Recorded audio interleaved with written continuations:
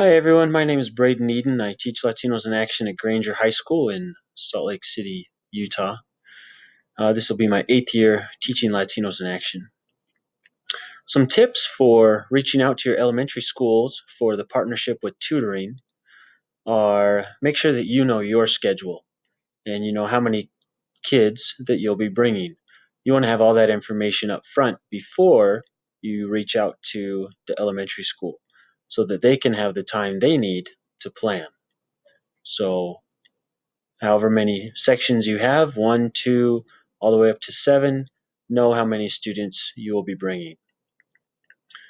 Make sure that you're talking to everyone involved at that elementary school, whether it be the principal, the literacy coach, one of the secretaries, an AmeriCorps volunteer, etc., so that when you come to the building, they will know to expect you and also give you the help that you need to provide the help that they need.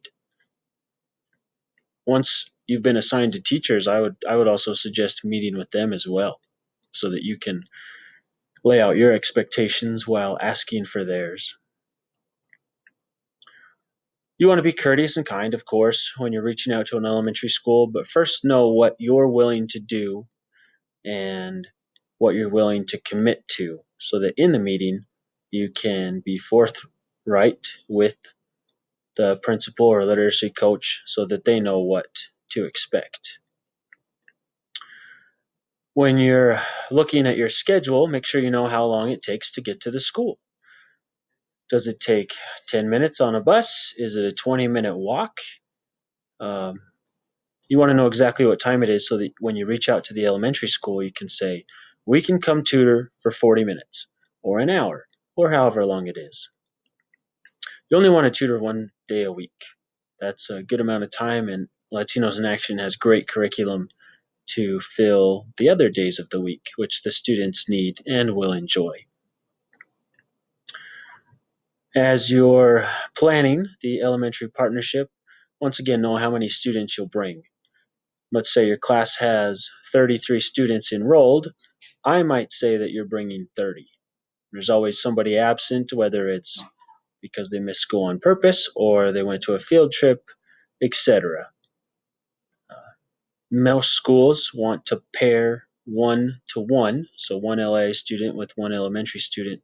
And if you say you're bringing 33 and they organize 33 students, you might be missing a few elementary school students, and that's not fair to anybody. So maybe put your number down a little bit.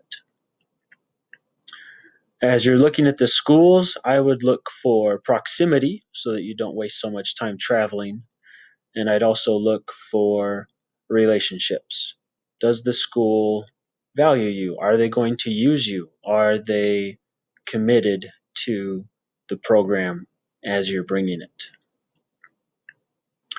You also want to think about how you'll be identified when you go into the school. Is it going to be a polo, a name tag, LI jacket or shirt? My class has vests. We put them in a Tupperware. We put them on when we get on the bus and we take them off when we get off the bus. That just makes it simpler, but that's our hall pass so that everybody knows that we're in there. I would also get to know the secretary because they have the calendar and you never know what's going to happen during the school year. You might want to reach out to the secretary every 2 weeks. Hey, remember we're coming every Tuesday, so this Tuesday, next Tuesday. Are there any assemblies or anything that we should know about? I've shown up to some tutoring days when they're like, oh, well, we have an assembly, so your kids can just sit there. That's not very good for the program, so it would have been nice to know about that beforehand. Make sure as you talk to the literacy coach and the principal that you explain what the tutoring is. It's not cutting out things for teachers or it's not babysitting. And as you're honest and let them know what you expect, then they'll let you know what they expect and you'll have a great elementary partnership. So I hope this helps and I hope you have a wonderful year doing that.